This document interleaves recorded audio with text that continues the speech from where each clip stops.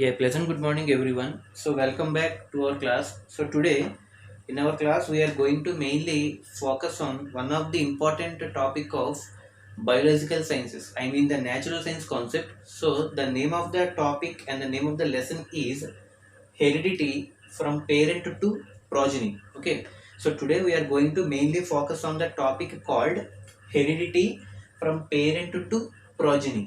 So first of all, you have to understand what is the meaning of heredity from parent to progeny. అసలు ఏంటి, what is the main significance, అసలు ఈ lesson దేని గురించి చెప్తుంది? So what is the main content in this lesson, you have to know first of all. Okay, so let me give you a brief explanation about the heading. So అసలు first మనకి heading అంటే ఏంటో తెలియాలండి. So దీన్ని మనం తెలుగులో heredity అంటే వంశపారంపర్యం అని చెప్తూ ఉంటాం. అంటే ఒక జనరేషన్ నుంచి ఇంకో జనరేషన్కి, లేదా ఆ జనరేషన్ నుంచి ఆ నెక్స్ట్ జనరేషన్కి, ఇలా జనరేషన్ వైజ్ కొన్ని లక్షణాలు కానీ, కొన్ని పోలికలు కానీ, కొన్ని క్యారెక్టర్స్ కానీ, కొన్ని క్వాలిటీస్ కానీ పాస్ ఆన్ అవుతూ ఉంటాయండి. So they will transfer are they will keep on transfer from one generation to other generation. అలా ఒక జనరేషన్ నుంచి ఇంకో జనరేషన్కి కొన్ని క్వాలిటీస్ కానీ, కొన్ని క్యారెక్టర్స్ కానీ, కొన్ని రిజంబుల్స్ కానీ, సో ఇలా ట్రాన్స్ఫర్ అయ్యే విధానాన్ని మనం హెరిడిటీ అంటాం. హెరిడిటీ. ఓకే, సో హెరిడిటీని మనం తెలుగులో వంశపారంపర్యం అంటూ ఉంటాం. అందుకే మనం చూడండి, మనకు చిన్నపిల్లలు ఏవైనా చిన్న చిన్న పనులు చేస్తున్నప్పుడు ఈ పోలికలు ఎక్కడి నుంచో వచ్చారని చెప్పి అంటూ ఉంటారు, అవునా కదా. సో దాన్ని మనం వంశపారంపర్యంగా అంటూ ఉంటాం. అలాగే ఏదైనా ఒక జబ్బు వచ్చినప్పుడు మన వాళ్ళలో ఉండకపోవచ్చు, బట్ అదే వ్యాధి మన పూర్వీకుల్లో కానీ, యాన్సిస్టర్స్లో కానీ ఎవరినో ఒకరు ఉండొచ్చు ఖచ్చితంగా. అలాగా ఒక జనరేషన్ నుంచి ఇంకో జనరేషన్కి ఎక్కడో అక్కడ ఎయిదర్ జీన్స్ రూపంలో మనకి ట్రాన్స్ఫర్ అవుతూ వస్తూ ఉంటున్నాను. So that method of transferring that qualities or characters from one generation to other generation is known as heredity. Got it or not? అయితే ఇక్కడ హెరిడిటీ జరుగుతున్నప్పుడు ఫ్రమ్ పేరెంట్ టు ప్రాజనీ అని చెప్తున్నాడు. సో ఫస్ట్ ఇక్కడ తెలుసుకోవాల్సిన word parent to progeny. So here parent to progeny means one generation to other generation అని చెప్పి అర్థం అండి. సో హియర్ పేరెంట్ అంటే ఇక్కడ both it will come under mother and father, ఇద్దరు వస్తారు. So mother and father will constitute one generation. So వాళ్ళొక generation, వాళ్ళ నుంచి వాళ్ళ పిల్లలు. ప్రోజనీ అంటే సంతానం, అంటే పిల్లలు. అంటే వాటిని మనం బయాలజీలో ఆఫ్ స్ప్రింగ్స్ అంటాం. ఓకే, సో వాటిని మనం ఏమంటాం మన బయాలజీలో ఆఫ్ స్ప్రింగ్. సో అందుకని ఈ లెసన్లోకి వెళ్ళే ముందు కొన్ని కీవర్డ్స్ ఉంటాయండి, we have to understand that one. So పిల్లల్ని లేదా ఆ సంతానాన్ని మనం ఆఫ్ స్ప్రింగ్స్ అంటాం. So these offsprings are mainly obtained from the parental generation, okay, through the process of reproduction. Okay, reproduction లో sexual reproduction ద్వారా involve అయ్యి the male gamete is going to be fused with the female gamete so that the zygote will be developed, and finally that zygote in the last stage of pregnancy it will be converted as an offspring and it will give the birth to a new younger ones. So దీన్ని మనం reproduction చెప్తూ ఉంటాం. So reproduction is the main hidden content of this heredity. అసలు ఈ heredity ఒక generation నుంచి ఇంకో జనరేషన్లోకి వస్తున్నారంటే without reproduction heredity will not be possible, అవునా కదా. కాబట్టి ఆ రీప్రొడక్షన్ యొక్క రిజల్ట్ని మనం ఆఫ్ స్ప్రింగ్ అంటాం. ఆఫ్ స్ప్రింగ్ అంటే second generation is nothing but progeny is equal to of spring అని చెప్పొచ్చు అండి. అంటే ఇక్కడ ఆఫ్ స్ప్రింగ్ అన్న ప్రోజనీ అన్న చిల్డ్రన్. ఓకే, అంటే it's nothing but second generation, అంటే తల్లిదండ్రులు కాకుండా వచ్చి next generation. So we can treat both progeny and offspring as the children, I mean the second generation. ఇప్పుడు మనం చూసుకుంటే హెడ్డింగ్ అర్థమవుతుంది, ఒక జనరేషన్ నుంచి ఇంకో జనరేషన్. ఫ్రమ్ ఫస్ట్ జనరేషన్ అంటే ఇక్కడ పేరెంట్ దగ్గర నుంచి progeny or of spring second జనరేషన్కి క్వాలిటీస్ కానీ క్యారెక్టర్స్ కానీ ఎలా ట్రాన్స్ఫర్ అవుతాయి. So that is the meaning of the heredity. Got it or not? So this is the perfect meaning of the word heredity. Okay, so we have to no some fundamentals. ఈ టాపిక్లోకి వెళ్ళాలంటే కొన్ని keywords ఉంటాయండి. Okay, ఆ keywords కనుక మనకు అర్థమైతే the lesson would be easier. So first ఇక్కడ ఇందాక మనం ఇంట్రడ్యూస్ చేసినట్టుగా offspring is one of the important keyword in this lesson. Offspring is nothing but దీన్ని మన తెలుగులో సంతానం అంటాం, ఆర్ ప్రోజనీ అన్నా కూడా పిల్లలు, అంటే one generation to other generation. So దీనికంటే ముందు next important word is traits. TRAITS, traits. TRAITS. Traits అంటే ఏంటో కూడా తెలుసుకోవాలి. సో ఈ ఫండమెంటల్స్ కనుక మనం పర్ఫెక్ట్గా తెలుసుకుంటే it would be easier. So the second important word is the trait. Trait అంటే ఇక్కడ జనరల్గా quality. Okay, so it is nothing but one of the distinguished quality. Okay, so quality అంటే మనకి ఇక్కడ లక్షణం అండి, లక్షణాలు. ఓకే, పూర్వం ఈ లక్షణాలు మీ తాతయ్య గారికి ఉండేవారు, లేదా ఈ పూర్వం ఈ లక్షణాలు మీ బామ్మగారులు ఉండేవారు అని చెప్తూ ఉంటారు, అవునా కదా.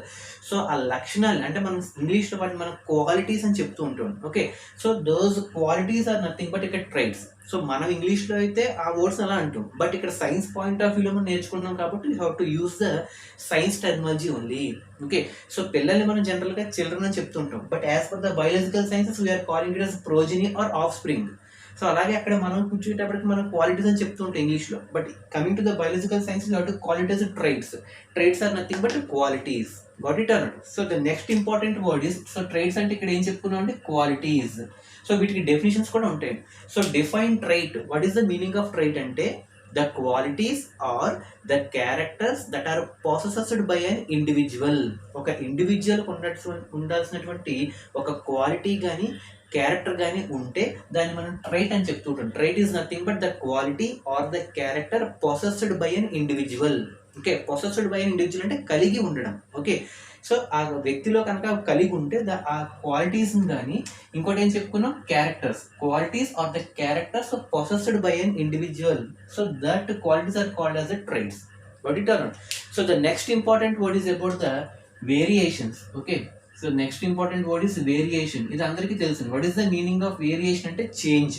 ఓకే, మార్పులు. ఓకే, వేరియేషన్ అని చెప్తూ ఉంటాం. వేరియేషన్ అంటే మార్పు చెందడం. అంటే పూర్వ జనరేషన్ నుంచి ఈ జనరేషన్కి వచ్చేటప్పటికి ఎంతో కొంత మార్పు కనబడుతుంది. అంటే వాళ్ళ యొక్క బిహేవియర్లో కానీ, లేదా వాళ్ళ యొక్క బాడీ స్ట్రక్చర్లో కానీ, లేదా వాళ్ళ యొక్క బాడీ పార్ట్స్లో కానీ ఖచ్చితంగా మనకి ఎక్కడో అక్కడ పూర్వ జనరేషన్కి ప్రజెంట్ జనరేషన్కి ఖచ్చితంగా మనకి వేరియేషన్ కనబడుతూ ఉంటుందండి. సో ఆ వేరియేషన్ మనకి ఎందులో కనబడుతుందంటే, ఎస్పెషల్లీ మనం ఇందాక చెప్పుకున్నాం చూడండి, క్వాలిటీస్ ఆర్ క్యారెక్టర్స్ అని. ఆ క్యారెక్టర్స్లో కనుక మనకి చేంజ్ కనబడితే ఆ చేంజ్ని మనం వేరియేషన్ అంటాం. ఓకే, అందుకే మనం ఫస్ట్ ఫండమెంటల్స్ తెలుసుకోవాలి.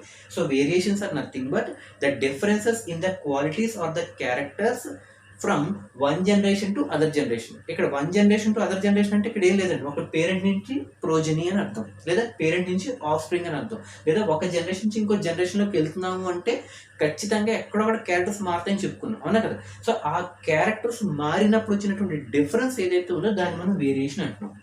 ఓకే, సో అందుకని మీకు ముందు ట్రైట్ అంటే చెప్పాను. Trait is nothing but qualities or the characters that are possessed by an individual or known as traits. So ఆ పొసెస్ అయినటువంటి ఇండివిజువల్లో కనుక క్యారెక్టర్స్లో మార్పు వస్తే the differences in the characters that are passing from one generation to other generation are known as variation. Definitions చాలా important అండి. What it or not? So వాటి మనం వేరియేషన్స్ అని చెప్తూ ఉంటాం. What it or not? So variation is nothing but the differences in the qualities or the characters that are passing from one generation to other generation are known as variations. Got it or not?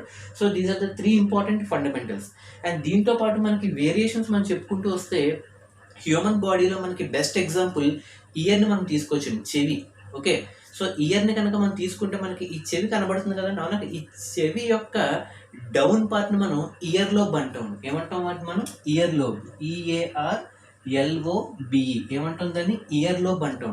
Okay, so ఈ ear లోబ్ని మనకి down part ఉంచుకోండి, చెవి యొక్క down part lower portion of the ear is known as ear lobe.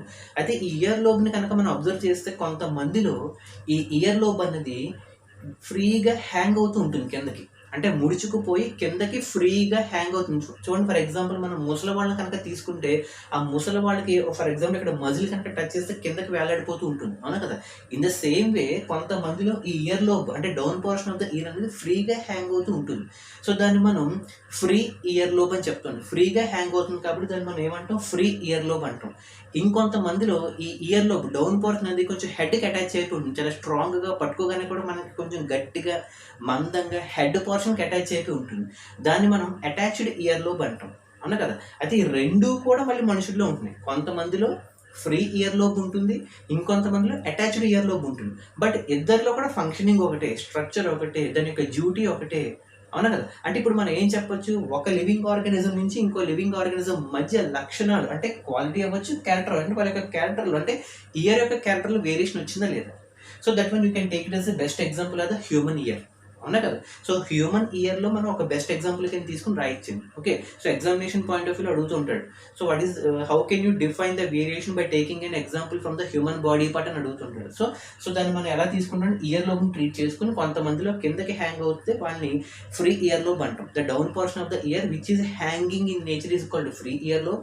And in some people we will find that year lobe is going to be attached with the head portion. That portion is called attached earlobe. Okay, but these two are present in all the organisms. అందరిలోనూ ఉంటాయి, కొంతమంది ఇవి ఉంటాయి, కొంతమంది అది ఉంటుంది. So you can say that variation is mainly observed from one generation to other generation due to the change in the characters. Got it or not? So ఇప్పుడు variation అంటే అర్థమైంది కదండి. So the difference in the qualities or the characters while passing from one generation to other generation is known as variation. అయితే ఇక్కడ మనకు ఒక scientist కూడా ఒకళ్ళు ఉంటారండి. ఈ వేరియేషన్స్ మీద ఎక్కువగా ఎక్స్పెరిమెంట్స్ చేసి రీసెర్చ్ చేసి ఇలాంటివన్నీ కూడా కనుక్కొని మనకు ఒక సైంటిఫికల్గా డిమాన్స్ట్రేట్ చేసిన సైంటిస్ట్ కూడా ఒకళ్ళు ఉంటారండి. అతని పేరు Johann. Okay, listen carefully. JOHANN, Johann Mendel, MENDEL. Okay, who is that person? Johann Mandel. Okay, very very important person అండి. So Johann Mandel is one of the important person who tried to make researches on the especially variations. ఈ variations ఎలా వస్తున్నాయి, so especially variations రావడానికి గల కారణాలు ఏంటంటే మెయిన్గా మనం సెల్స్ అంటాం చూడండి, అవునా కదా. So he has conducted some researches how the variations are going to be caused. అసలు ఎలా వస్తున్నాయి వేరియేషన్స్ అనే ఎక్స్పెరిమెంట్స్ చేయగా ఇతను ఏం చెప్పాడంటే వేరియేషన్స్ అన్నవి దేనివల్ల వస్తుందంటే ఎస్పెషల్లీ ప్రతి బాడీలో సెల్స్ ఉంటాయి. సెల్స్ లోపల న్యూక్లియస్ ఒకటి ఉంటుందండి, అవునా కదా. Central most part which regulates the function of the cell మనం న్యూక్లియస్ అంటాం. ఆ న్యూక్లియస్ లోపల డిఎన్ఏ ఒకటి ఉంటుంది, అవునా కదా. ఆ డిఎన్ఏ లోపల ఉన్నటువంటి క్రోమోజోమ్స్ లోపల జీన్స్ అనేవి ట్రాన్స్ఫర్ అవుతూ ఉంటాయి. జీన్స్, GENES, జీన్స్ అంటూ ఉంటుంది, జన్యు, అవునా కదా. సో ఆ జీన్స్ అన్నది మారుతూ ఉండడం వల్ల మనకి ఈ క్యారెక్టర్స్ కూడా చేంజ్ అవుతూ ఉంటాయి. ఆ క్యారెక్టర్స్ చేంజ్ అయితే దాన్ని మనం వేరియేషన్స్ అంటాం. అంటే సెల్ యొక్క న్యూక్లియస్ యొక్క డిఎన్ఏ లోపల ఉన్నటువంటి క్రోమోజోమ్స్ లోపల ఉన్నటువంటి జీన్స్ మారడం వల్ల we are going to observe some variations. ఆ వేరియేషన్స్ మీద రీసెర్చ్ చేసిన వాడు scientist Johann Mendel. Okay, who is the scientist? Johann Mandel is the person who conducted this research on how the variations are going to be caused. అందుకే అతన్ని father of genetics అని కూడా అంటారండి. Okay, very very important question. Okay, father of genetics అన్న ఇతనే వస్తుంది, variations మీద research చేసిన సైంటిస్ట్ కూడా ఇతనే వస్తారండి. Got it or not? So Johann Mandel is also known as father of genetics. One more question adugutuntaden, who is known as father of genetics and so then we have to write Johann Mandel and name the scientist who made some researches on the variations అని అడుగుతుంటాడు. Johann Mandel. అలాగే variations తగ్గట్టుకున్నటువంటి human body part దేని గురించి explain చేయమంటూ ఉంటుంటే especially ear గురించి explain చేయొచ్చు by taking the ear lobe. And అలాగే what is the meaning of variation అడుగుతుంటాడు. వేరియేషన్ అంటే చెప్పుకున్నాం కదా, the changes in the characters or qualities from one generation to other generation is known as variation. అలాగే qualities కానీ characters possessed by individual అయితే traits. So అలాగే of spring and progeny అంటే the new generation అంటే పిల్లలు అంటే సంతానం అని అర్థం. So this the fundamental. అసలు ఇవి మనకి తెలిస్తే మనకి the next topics would be easier. Got it or not? So next topic I am going to enter, that is about especially we are going to mainly focus on chromosomes and okay, so you word vine untaru meeru, so listen carefully. We have to concentrate now more on the chromosomes. So what is the main topic? Chromosome. Okay, so జనరల్గా ప్రతి సెల్లో మనకి chromosomes అన్నట్టు ఉండడం ఉంటాయండి, అవునా కదా. So generally since 8th class we are discussing the word about the chromosomes. So జనరల్గా సెల్ అన్న ప్రతి దానిలో మనకి క్రోమోజోమ్స్ ఉంటాయండి. అయితే అవి ఎలా ఉంటాయి అంటే మనం జనరల్గా తీసుకుంటే హ్యూమన్ బీయింగ్స్లో అంటే ఎస్పెషల్లీ మనం తీసుకున్నటువంటి హ్యూమన్ బీయింగ్స్లో టోటల్గా మనకి క్రోమోజోమ్స్ మనకి ఎయిదర్ మేల్ అవ్వచ్చు, ఫీమేల్ అవ్వచ్చు, ఎవరైనా అవ్వచ్చు. ఓకే, సో ఖచ్చితంగా 23 pairs ఆఫ్ క్రోమోజోమ్స్ ఉంటాయండి. ఎన్ని పేర్స్ ఉంటాయి మనకి? 23 pairs ఉంటాయండి, 23 జతలు. పేర్ అంటే మళ్ళీ మనకి రెండు వస్తాయండి, అంటే ఒక పేర్ అంటే ఇద్దరు, అవునా కదంటే 23 pairs అంటే హియర్ ఆటోమేటికల్లీ 46 వస్తాయండి. How many? టోటల్గా 46 క్రోమోజోమ్స్ వస్తాయి. అంటే 46 ఈజ్ ఈక్వల్ టు 23 pairs, అవునా కదా. అయితే వీటిని మళ్ళీ ఎలా డివైడ్ చేశారు? ఈ 23 pairs కూడా మళ్ళీ డివిజన్ జరిగిందండి. ఓకే, సో ఈ 23 pairs కూడా ఎలా విడిపోయాయి అంటే 22 pairs కింద ఒకటి అండ్ అలాగే ఇంకోటి మిగిలిపోతుంది, 1 pair కింద ఒకటి మిగిలి అంటే డివైడ్ అయ్యాయండి. So it is 23 pairs are divided into 2 categories. One is 22 pairs ఒక బ్యాచ్, 1 pair ఒక బ్యాచ్. సో ఫైనల్గా మళ్ళీ 22 + 1 కలిపి 23 రావాలండి. అయితే మరి ఇక్కడ 22 కింద విడిపోయి చెప్పాం, అవునా కదా. ఈ 22 ఉన్నటువంటి సెట్స్ ఏవైతే ఉన్నాయంటే ఈ గ్రూప్ని మనం ఆటోజోమ్స్ అంటాం. Very very important. ఆటోజోమ్స్ ఏమంటాం వీటిని? ఆటోజోమ్స్. AUTOSOMES ఆటోజోమ్స్ అంటాం. ఓకే, ఈ 22 పేర్స్ ని మనం ఆటోజోమ్స్ అంటాం. అలా కాకుండా ఇంకొక పేరు మిగిలిపోయింది చూడండి, అవునా కదా. సో దాన్ని మనం ఎల్లోజోమ్స్ అంటాం. ALLOSOMES autosomes and allosomes. So జాగ్రత్తగా వినండి, ఇక్కడి నుంచి కొంచెం డెప్త్కి వెళ్తున్నాం. So generally chromosomes are divided into two groups. One is autosomes and the second one is allosomes. Okay, so total number of chromosomes are nothing but 46. So these 46 are divided into 23 pairs. Out of the 23 pairs, 22 pairs are called autosomes and the remaining one pair is called allosomes. అయితే ఇక్కడ జాగ్రత్తగా వినాల్సిన పదం ఏంటంటే ఇక్కడ allosomes ఇంకో పేరు కూడా ఉంది. There is another name for allosomes. So what is the other name for allosomes అంటే సెక్స్ క్రోమోజోమ్స్ అని కూడా అంటూ ఉంటారండి. సో వాటిని ఏమంటారు? Sex chromosomes. సో దీన్ని బట్టి మనం పుట్టబోయే బిడ్డ బేబీ గర్ల్ బేబీ బాయ్ అనేది డిపెండ్ అవుతుంది. ఓకే, అందుకని వాటిని సెక్స్ క్రోమోజోమ్స్ అని కూడా చెప్తూ ఉంటారు. So what is the other name for allosomes అంటే sex chromosomes, because these chromosomes are mainly responsible for determination of the gender of the baby, either it may be a baby boy or baby girl. Okay, అది ఎలా పుడతారు, ఎలా identify చేస్తారని మనం next క్లాస్లో చూద్దాం, కుదిరితే ఇవాళ చూద్దాం. Okay, so generally the chromosomes are divided into two categories. One is autosome and allosome. So autosomes are 22 in pair, allosomes are 1 in pair. అయితే ఇక్కడ మీరు జాగ్రత్తగా చూసుకుంటే ఆటోజోమ్ అండ్ ఎలోజోమ్స్ అని చెప్తున్నాం. ఆటోజోమ్స్ అంటే ఇక్కడ ఏంటంటే what is the meaning of autosome అంటే ఇవి ఎయిదర్ మేల్ ఆర్ ఫీమేల్ ఇద్దరిలో కూడా సేమ్ నెంబర్ అంటే 22, అక్కడ కూడా 22 ఉంటాయి. అంటే మేల్లో 22 ఉంటాయి, ఫీమేల్లో కూడా 22 ఉంటాయి. Got it or not? అంటే న్యూమరికల్గా సేమ్ అండ్ మార్ఫాలజీ ప్రకారంగా కూడా సేమ్ అండి. సో మార్ఫాలజీ అని ఒక కొత్త వర్డ్ వస్తుందండి, మార్ఫాలజీ, MORPHOLOGY. మార్ఫాలజీ అంటే సెట్ అంటే ఒక బ్రాంచ్ కింద కానీ స్ట్రక్చర్ కింద కానీ షేప్ కింద, అంటే షేప్ అవ్వచ్చు, సైజ్ అవ్వచ్చు, స్ట్రక్చర్ అవ్వచ్చు, ఇవన్నిటిని కలిపి మనం మార్ఫాలజీ అంటాం. ఏమంటాం? మార్ఫాలజీ. అంటే మార్ఫాలజీ ప్రకారంగా లేదా న్యూమరికల్ ప్రకారంగా, అంటే న్యూమరికల్ ప్లస్ మార్ఫాలజీ ఈ రెండిటి ప్రకారంగా మేల్లో కానీ ఫీమేల్లో కానీ సేమ్గా ఉంటే వాటిని ఆటోజోమ్స్ అంటాం.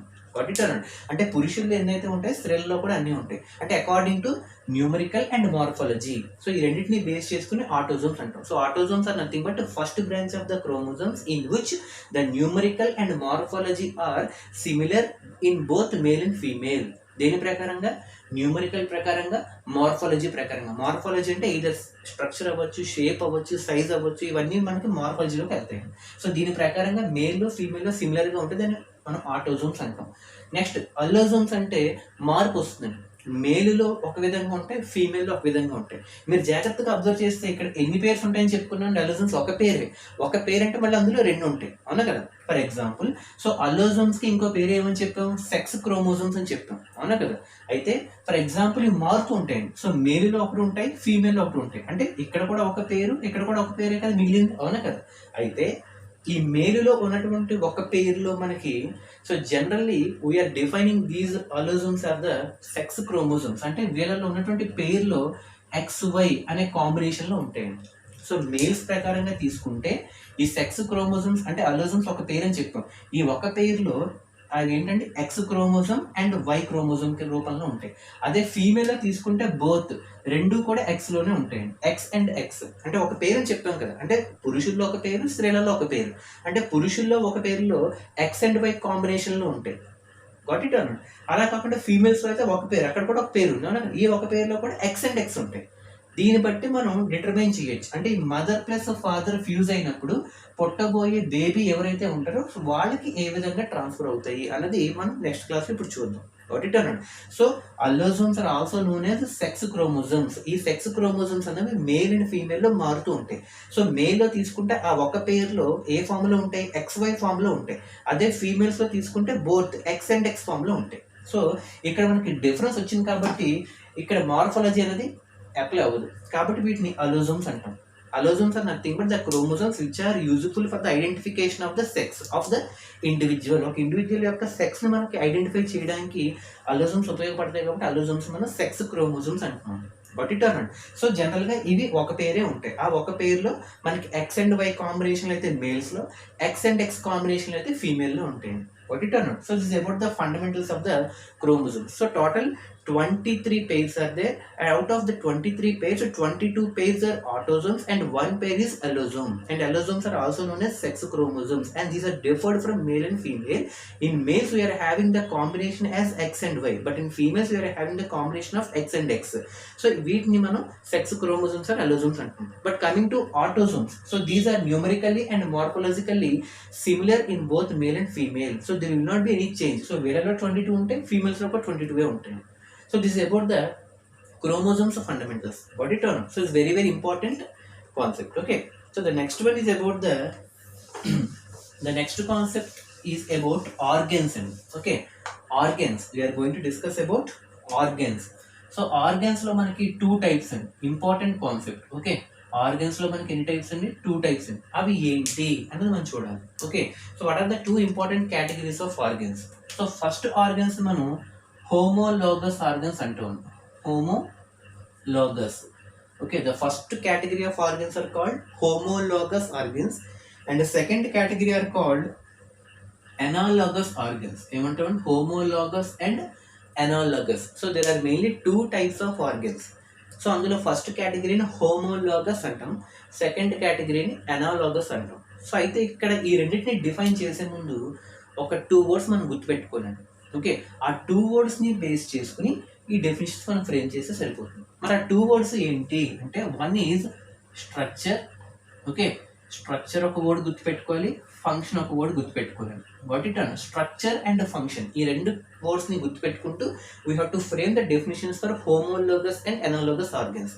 So first of all homologous, what is the meaning of homologous organs అంటే, ఏ ఆర్గన్స్లో అయితే, లిజన్ కేర్ఫుల్లీ, ఏ ఆర్గన్స్లో అయితే స్ట్రక్చర్ అన్నది సిమిలర్గా ఉంటూ ఫంక్షన్ అనేది డిఫరెంట్గా ఉంటుందో, లిజన్ కేర్ఫుల్లీ, అందుకే మీకు చెప్పానండి, ఏ ఆర్గన్స్ అయితే స్ట్రక్చర్ అనేది సిమిలర్గా ఉంటూ ఫంక్షన్ అనేది డిఫరెంట్గా ఉంటుందో వాటిని మనం హోమోలోగస్ ఆర్గన్స్ అంటాము. Okay, the organs which are having structure in similar but function in different. Structure అంటే రూపం ప్రకారంగా సిమిలర్గా ఉంటాయి, బట్ వాటి యొక్క ఫంక్షనింగ్ మాత్రం వేరే విధంగా ఉంటుంది. సో అటువంటి ఆర్గన్స్ మనం హోమోలోగస్ ఆర్గన్స్ అంటాం. ఏమంటాం? హోమోలోగస్ అంటే స్ట్రక్చర్ ప్రకారంగా సిమిలర్గా ఉంటాయి, ఫంక్షన్ ప్రకారంగా డిఫరెంట్గా ఉంటాయి. అయితే ఇక్కడ ఎగ్జాంపుల్ ఎలా తీసుకుంటామంటే, వింగ్స్ ఆఫ్ ఏ బ్యాట్ అంటే ఒక గబ్బిల ఉందనుకోండి, గబ్బిలాన్ని మనం బ్యాట్ అంటామండి. అంటే wings of A bat is compared to hands of A man.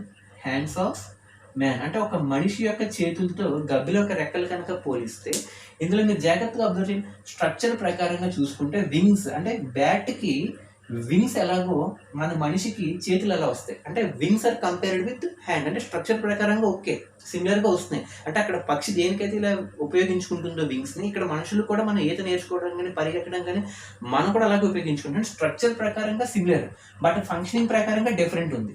అవునా కదా? ఫంక్షన్ ప్రకారంగా అయితే ఎలా ఉపయోగపడతాయి? ఈ వింగ్స్ అనేవి ఎగరడానికి ఉపయోగపడతాయి. బట్ మనుషులు ఎగరలేరు కదండి, అవునా కదా? సో మనుషులు ఎగరలేరు కాబట్టి ఏదైనా పికింగ్ అప్ కానీ హోల్డింగ్ అప్ చేయడం కానీ లేదా పట్టుకోవడానికి లేదా వదిలేయడానికి లేదా సపోర్ట్ తీసుకోవడానికి వాటికి వాడతాం. అవునా? అంటే ఇక్కడ డిఫరెన్స్ ఎక్కడ వచ్చింది? ఫంక్షన్లో వచ్చింది. బట్ స్ట్రక్చర్లో మాత్రం ఒకే విధంగా ఉన్నాయి. సో వాటికి రెక్కలు ఎలాగో మనకి చేతులు ఎలాగో, కాకపోతే అక్కడ ఉన్న రెక్కలు ఎగరడానికి ఉపయోగపడితే ఇక్కడ ఉన్న చేతులు మాత్రం ఎగరడానికి ఉపయోగపడవు. అంటే డిఫరెన్స్ ఎక్కడ వచ్చింది? ఫంక్షన్లో వచ్చింది. కాబట్టి you can compare this one as the homologous organs. Means the organs which are similar in structure but different in function are known as homologous organs. And mainly the best example is wings of a bat is compared to hands of a man. Got it or not? That is a very very important definition. So 1 mark and 2 mark అని అడుగుతూ ఉంటాడు. Got it or not? So the next one is about the analogous organs. Analogous organs అంటే ఏంటి? Same ఇదే definition ఇప్పుడు reverse చేయండి. Okay, the organs which are having structure different, ఈసారి structure డిఫరెంట్గా ఉంటూ ఫంక్షన్ సిమిలర్గా ఉంటుంది. జస్ట్ ఇంటర్చేంజ్ చేయడం. What it are just you have to interchange that one. Okay, so analogous are nothing but the organs which are different in structure but similar in function. just opposite to homologous. Got it already? So different in structure, similar in function are known as analogous organs. మళ్ళీ ఇక్కడ example కింద దేని తీసుకోవచ్చు? మళ్ళీ తీసుకోండి wings of A bat, మళ్ళీ గబ్బిలని తీసుకోండి. Wings of bat తీసుకొచ్చి వింగ్స్ ఆఫ్ బర్డ్ తో కంపేర్ చేయండి. Wings of bat is compared with wings of bird. ఇప్పుడు మళ్ళీ ఇది అప్లై అవుతుందో చూసుకోండి. స్ట్రక్చర్ ప్రకారంగా డిఫరెంట్, అంటే గబ్బిలం యొక్క రెక్కలు ఒక విధంగా ఉంటాయి, బర్డ్స్ యొక్క రెక్కలు ఒక విధంగా ఉంటాయి, అంటే స్ట్రక్చర్ ప్రకారంగా డిఫరెంట్. బట్ ఇది ఎగురుతుంది, ఇది ఎగురుతుంది, అంటే ఫంక్షన్ మాత్రం సిమిలర్. చూసుకోండి ఇప్పుడు, అవునా కదా? అంటే wings of a bat is compared with wings of a bird in such a way that the structure is different but functioning is similar. So that type of organs are called analogous organs. Got it or not? So organs లో main fundamentals ఇవ్వండి, homologous and analogous. Homologous are nothing but organs which are similar in structure but different in function. But coming to analogous which are different in structure and similar in function. So wings of a bat here compared to hands of a man. Analogous వచ్చేటప్పటికి wings of a bat are compared to wings of a bird. So this is the main fundamental connectivity or the relationship between the organs.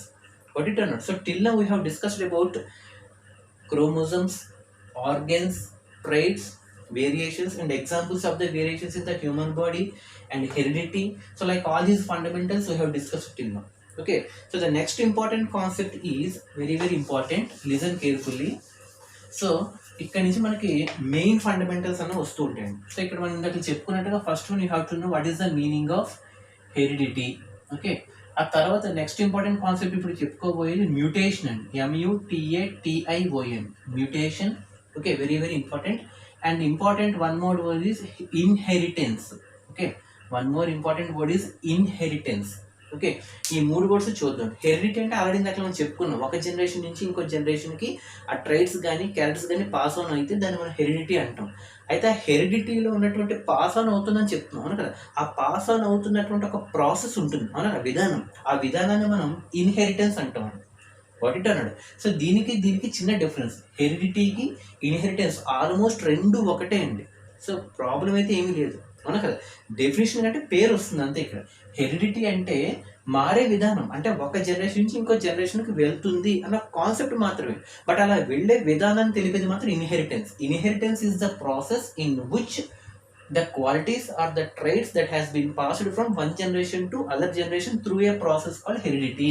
Okay, heredity అనే పేరుతో ఒక generation నుంచి ఇంకో జనరేషన్కి వెళ్ళే విధానాన్ని మనం ఇన్హెరిటెన్స్ అంటాం. So almost these two are equal. Then what about the mutation? Mutation అంటే ఇక్కడ ఏంటి అంటే ఇందాక చెప్పుకున్నాం చూడండి, ఒక సెల్ లోపల మనకి ఏముంటుంది జనరల్గా, సెల్ లోపల ఏముంటుంది న్యూక్లియస్ లోపల మనకి డిఎన్ఏ అండ్ అలాగే క్రోమోజోమ్స్ లోపల మనకి జెనెటిక్ మెటీరియల్ ఒకటి ఉంటుంది, అవునా కదా? సో జీన్స్ అంటాం మనం, అవునా కదా? ఆ జీన్స్ ఏదైతే ఉందో ఆ జీన్స్లో కనుక దాని యొక్క రూపం కనుక మార్చుకుంటే, అంటే sudden change in the genetic material of chromosomes of DNA.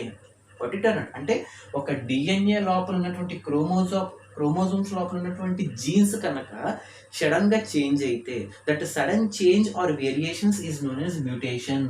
Got it or not? So mutation is defined as it is a sudden change or spontaneous change in the genes of a chromosome of DNA of nucleus of a cell. ఒక cell లోపల nucleus లోపల ఉన్నటువంటి DNA లోపల ఉన్నటువంటి chromosomes లోపల ఉన్నటువంటి jeans కనుక sudden చేంజ్గా మారితే, that sudden change in the genes of chromosomes of DNA is called mutation. ఈ మ్యూటేషన్స్ ఎక్కువ అవడం వల్లే ఒక వ్యాధికి కానీ, ఒక వైరస్ కానీ, ఒక బ్యాక్టీరియా కానీ స్ట్రెయిన్ అనేది మారుతూ ఉంటుందండి. ఇప్పుడు మనం చెప్పుకుంటున్నాం corona first strain, second strain, third స్ట్రెయిన్లో వస్తూ ఉన్నాయి. అంటే స్ట్రెయిన్స్ మారుతున్నాయంటే ఆ వైరస్ లోపల ఉన్నటువంటి సెల్స్ లోపల ఉన్నటువంటి జీన్స్ అనేది మారుతుంది. ఆ జీన్స్ మారుతుంది కాబట్టి దాన్ని మనం వేరియేషన్ అని చెప్తున్నాం. ఆ జీన్స్ మారుతుంది కాబట్టి దాన్ని మ్యూటేషన్, అంటే దాని యొక్క రూపాంతరం మార్చుకుంటుంది. అంటే జెన్యూ మెటీరియల్ ఏదైతే ఉందో జీన్స్ని అది మార్చుకుంటుంది. The sudden change in the genes of chromosomes of a DNA is known as mutation. What it or not? It's a very very important fundamental. What it or not? So the next concept is very very important, natural selection theory. Okay, for today this is the last topic. The important concept is natural selection theory. For today's class this is the last topic. Okay, natural selection theory. Okay, so natural selection theory is a very very important and fundamental. And so ఈ పేర్లోనే ఉంది natural selection. అంటే ఈ భూమి మీద కానీ, ఈ environment కానీ, లేదా ఈ బయాలజికల్ సొసైటీలో ఏ ప్రాణి ఉండాలి, ఏ ప్రాణి సర్వైవ్ అవ్వాలి, ఏ ప్రాణి పెరిష్ అయిపోలే అని చెప్పి డిటర్మైన్ చేసేది నేచర్ అండి. అంటే ప్రకృతి నిర్ణయిస్తుంది, మనకు పేర్లోనే ఉంది నేచురల్ సెలెక్షన్. అంటే అక్కడ that selection process will be done by nature. That selection process will be done by nature. కాబట్టి దాన్ని మనం ఏ థియరీ అని చెప్తున్నాం? న్యాచురల్ సెలక్షన్ థియరీ అంటున్నాం. In this theory the nature will decide, ప్రకృతి డిసైడ్ చేస్తుంది ఎవరు ఉండాలి, ఎవరు పెరిష్ అయిపోవాలి అని చెప్పి డిసైడ్ చేసే థియరీని మనం న్యాచురల్ సెలక్షన్ థియరీ అంటాం. అంటే according to this theory nature only decides అని చెప్పి స్టార్ట్ చేయాలండి. ఓకే, 1 మార్క్ అడిగినప్పుడు what is the meaning of natural selection theory అంటే according to this natural selection theory nature only decides which organism has to survive and which organism has to perish from the biological environment.